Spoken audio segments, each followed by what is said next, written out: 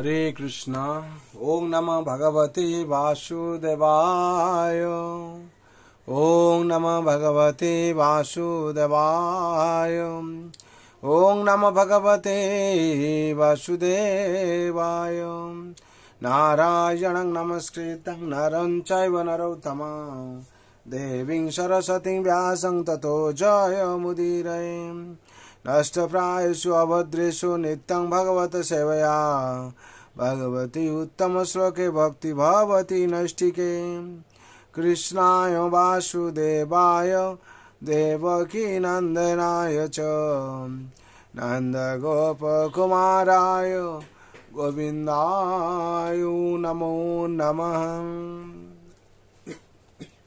हरे कृष्ण।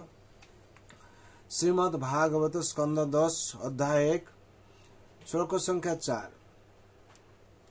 निवृत्त शैजो निवृत्त चजरो गपीयमानादम् भवो सदाश्रत्र मनो विरामतम् कौतम श्लोक गुणानुवादात् पुनः पुमान विरजत बिना पशुघ्नातम्। शब्दार्थ निवृत्त निवृत्त निवृत्त माने मुक्त, तर्ज्य काम अथवा जड़ जागतिक कार्यकलाप, भोगश्चर्य उपज्ञ मानात যা বর্ণিত হয় বা কীর্তিত হয়, ভব औषधात भव रोगेर औषध और यथार्थ औषध, श्रोत्र श्रवण करार विधि, मन मानेर मनेर चिंतार विषय, अभिरामत এই प्रकार महिमा कीर्तनेर सुमधुर ध्वनि थेके কে उत्तम श्लोक भगवानेर गुण अनुवादत এই প্রকার কার্যকলাপ বর্ণনা করা থেকে পুমান মানুষ বিরজ্যত বিরত থাকতে পারে, বিনা ব্যতীত পশুঘাতী কঞ্চাই অথবা আত্মঘাতী। অনুবাদ। ভগবানের মহিমা কীর্তন শ্রোত পরম্পরায় সাধিত হয়, অর্থাৎ শ্রী গুরুর মুখপদ্ম থেকে শিষ্য শ্রবণের দ্বারা তার হৃদয়ঙ্গম করেন। এই কীর্তনের আনন্দ তারাই আস্বাদন করতে পারেন যারা অলিক এবং ক্ষণস্থায়ী জড় জগতের বিষয়ের আলোচনায় আগ্রহশীল নন। ভগবানের মহিমা কীর্তন সংসার বন্ধনে আবদ্ধ বদ্ধজীবের ভবরোগের মহৌষধ। অতএব পশুঘাতী অথবা আত্মঘাতী ব্যতীত কে ভগবানের এই মহিমা কীর্তন শ্রবণ না করবে। তাৎপর্য। সংসার বন্ধন থেকে মুক্ত হওয়ার জন্য ভারতবর্ষে জনসাধারণের মধ্যে ভগবত গীতা অথবা শ্রীমদ্ ভাগবত থেকে কৃষ্ণ কথা শ্রবণ করার প্রথা প্রচলিত রয়েছে। ভারতবর্ষ যদিও আজ যথেষ্ট অধপতিত হয়েছে, তবুও যখন ঘোষণা করা হয় যে কেউ ভগবত গীতা অথবা শ্রীমদ্ ভাগবত পাঠ করবেন, তখন তা শ্রবণ করার জন্য হাজার হাজার মানুষের সমাগম হয়। এই শ্লোকে কিন্তু ইঙ্গিত করা হয়েছে যে ভগবত গীতা এবং শ্রীমদ্ ভাগবত তাদের শ্রীমুখ থেকে শ্রবণ করা কর্তব্য। যারা জড় জাগতিক বাসনা থেকে সম্পূর্ণরূপে মুক্ত হয়েছেন, নিবৃত্তচর্য, এই জড় জগতে ব্রহ্মা থেকে শুরু করে নগণ্য পিপিলিকা পর্যন্ত সকলেই ইন্দ্রিয় সুখ ভোগের বাসনায় পূর্ণ এবং সকলেই ইন্দ্রিয় সুখ ভোগের চেষ্টায় ব্যস্ত। কিন্তু মানুষ যখন এইভাবে লিপ্ত থাকে, তখন তারা ভগবত গীতা অথবা শ্রীমদ্ ভাগবত রূপ কৃষ্ণ কথার মূল্য পূর্ণরূপে হৃদয়ঙ্গম করতে পারে না। আমরা যদি মুক্ত পুরুষদের কাছ থেকে ভগবানের মহিমা শ্রবণ করি, তাহলে আমরা অবশ্যই জড় জগতের বন্ধন থেকে মুক্ত হতে পারব। কিন্তু পেশাদারী ভাগবত পাঠকের কাছ থেকে শ্রবণ প্রকৃতপক্ষে মুক্তি লাভে আমাদের সাহায্য করতে পারে না। কৃষ্ণ কথা অত্যন্ত সহজ সরল। ভগবদ গীতায় বলা হয়েছে যে শ্রীকৃষ্ণ হচ্ছেন পরমেশ্বর ভগবান। তিনি নিজেও বিশ্লেষণ করেছেন, মত পরন্তরং নান্যৎ কিঞ্চিদস্তি ধনঞ্জয়। হে অর্জুন, আমার থেকে শ্রেষ্ঠ সত্য আর কিছু নেই। শ্রীমদ্ ভগবত গীতায় 7/7 কেবল এই তথ্যের হৃদয়ঙ্গম করার মাধ্যমে শ্রীকৃষ্ণ যে পরমেশ্বর ভগবান সেই কথা জানার মাধ্যমে মানুষ মুক্ত হতে পারে। বিশেষত এই যুগে মানুষরা যেহেতু প্রত্যেক প্রতারকদের মুখ থেকে ভগবদ গীতা শ্রবণ করতে আগ্রহী, যে সমস্ত প্রতারক নিজেদের স্বার্থসিদ্ধির জন্য ভগবদ গীতার কদর্থ করে, তাই তারা প্রকৃত লাভ থেকে বঞ্চিত হয়। বড় বড় পণ্ডিত, রাজনীতিবিদ, দার্শনিক এবং বৈজ্ঞানিক রয়েছে, যারা তাদের কলুষিত মনের কল্পনার দ্বারা ভগবদ গীতার কদর্থ করে মানুষকে তা শোনায় এবং সাধারণ মানুষও ভক্তের শ্রীমুখ থেকে ভগবানের মহিমা শ্রবণে উদাসীন হয়ে তাদের এই কদর্থ শ্রবণ করে। ভক্ত হচ্ছেন তিনি যার ভগবানের সেবা ব্যতীত ভগবদ গীতা এবং শ্রীমদ্ ভাগবত পাঠের আর কোনো উদ্দেশ্য নেই। শ্রী চৈতন্য মহাপ্রভু তাই ভগবত তত্ত্ববেতা ভক্তের কাছে ভগবানের মহিমা শ্রবণ করার উপদেশ দিয়েছেন। ভাগবত পড় গিয়া ভাগবত স্থানে কৃষ্ণ তত্ত্ববিজ্ঞান পূর্ণরূপে যার উপলব্ধি হয়নি, তার কাছে ভগবানের কথা শ্রবণ করা উচিত নয়। শ্রীল সনাতন গোস্বামী সেই সম্বন্ধে কঠোরভাবে নিষেধ করে পদ্ম পুরাণ থেকে উল্লেখ করেছেন। অবৈষ্ণব মুখাদ গিন্নং শ্রুতং হরি কথামৃতম শ্রবণং নৈব কর্তব্যং সর্পোচ্ছিষ্ট যথাপয়ম।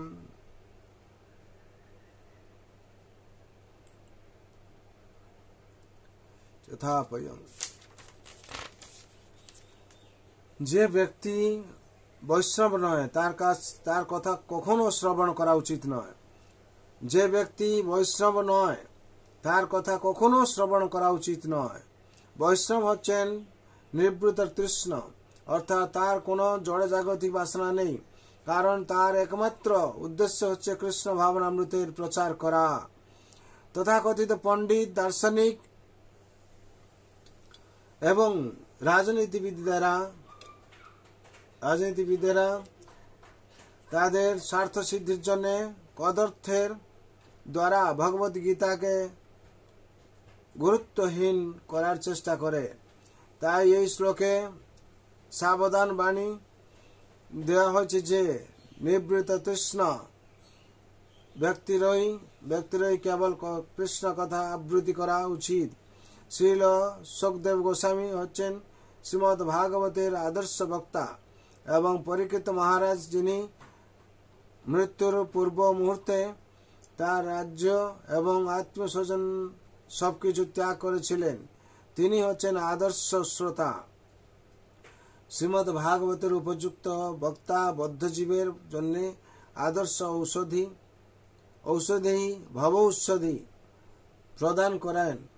তাই সারা পৃথিবী জুড়ে শ্রীমদ্ ভাগবত এবং ভগবদ গীতার বাণী প্রচার করেন জন্য কৃষ্ণ ভাবনামৃত আন্দোলনের উপযুক্ত প্রচারক তৈরি করার চেষ্টা করছে, যাতে সারা পৃথিবীর প্রতিটি প্রান্তের মানুষ এই আন্দোলনে সুযোগ গ্রহণ করে জড় জগতের তিতাব দুঃখ থেকে মুক্ত হতে পারে।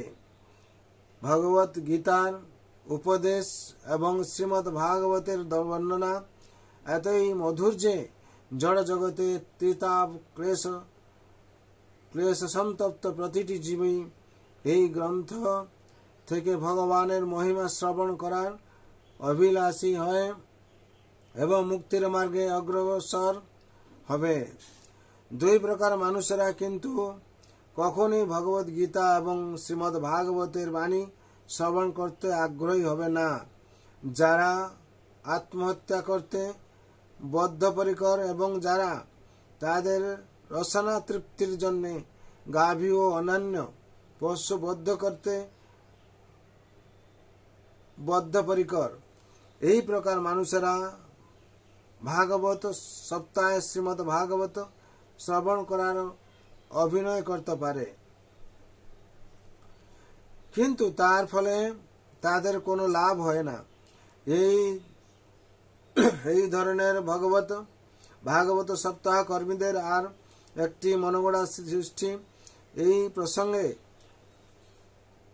পশুঘাত শব্দটি গুরুত্বপূর্ণ। পশুঘ্ন শব্দটির অর্থ হচ্ছে কসাই। স্বর্গলোকে উন্নীত হওয়ার জন্য কর্মীরা কর্মকাণ্ডের অনুষ্ঠানে আগ্রহী এবং তাদের যজ্ঞে পশু বলি দিতে হয়।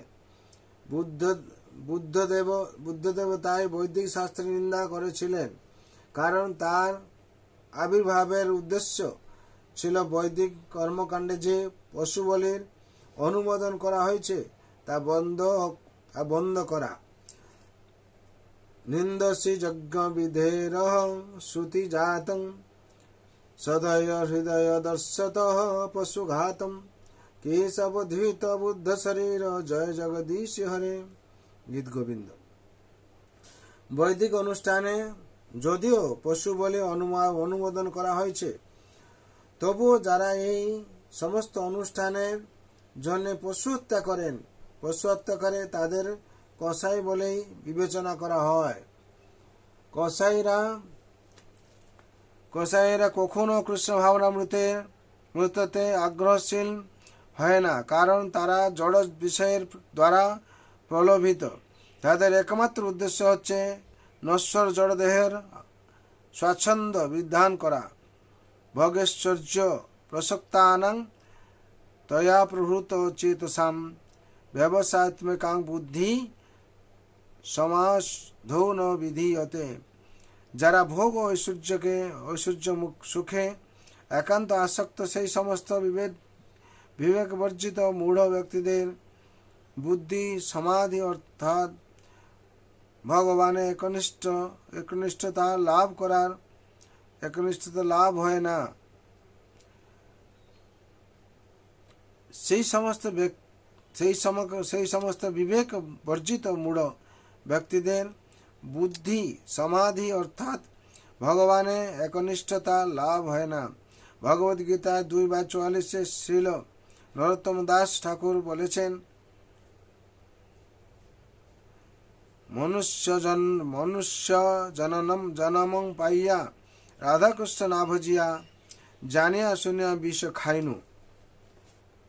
যে ব্যক্তি কৃষ্ণ ভক্ত না হওয়ার ফলে ভগবানের সেবায় যুক্ত হয় না, যে ব্যক্তি কৃষ্ণ ভক্ত না হওয়ার ফলে ভগবানের সেবায় যুক্ত হয় না, সে ও পশুঘ্ন, কারণ সে জেনে শুনে বিষ পান করছে। এই প্রকার মানুষেরা কৃষ্ণ কথায় আগ্রহশীল হয় না, কারণ তারা ইন্দ্রিয় সুখ ভোগের জন্য লালায়িত। তারা নিবৃত তৃষ্ণ নয়। বলা হয়েছে, ত্রৈবগিকাস্তে পুরুষা বিমুখা হরি মেধস্ব।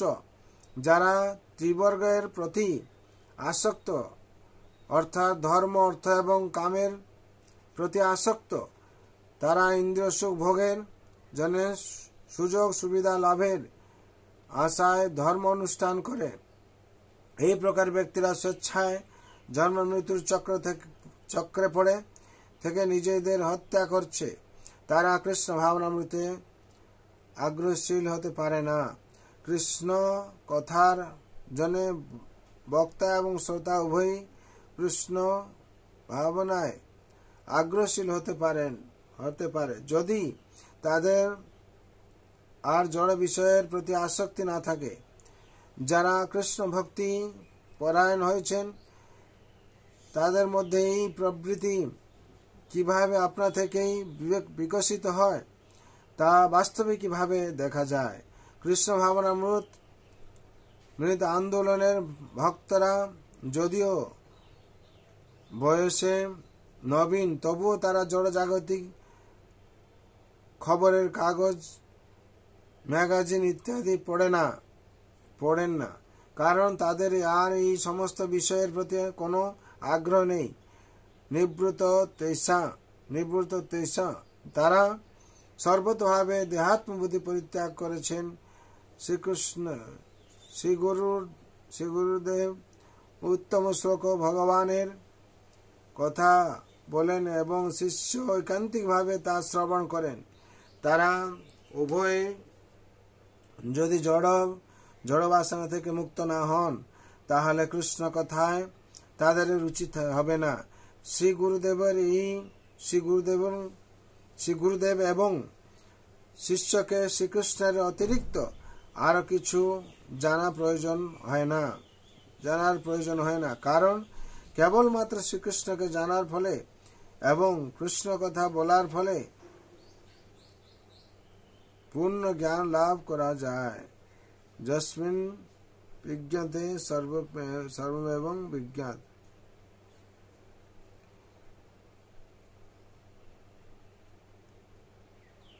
শ্রী গুরুদেব এবং শিষ্যকে শ্রীকৃষ্ণের অতিরিক্ত আর কিছু জানার প্রয়োজন হয় না, কারণ কেবলমাত্র শ্রীকৃষ্ণকে জানার ফলে এবং কৃষ্ণ কথা বলার ফলে পূর্ণ জ্ঞান লাভ করা যায়। যস্মিন বিজ্ঞাতে সর্বমেবং বিজ্ঞাতং ভবতি।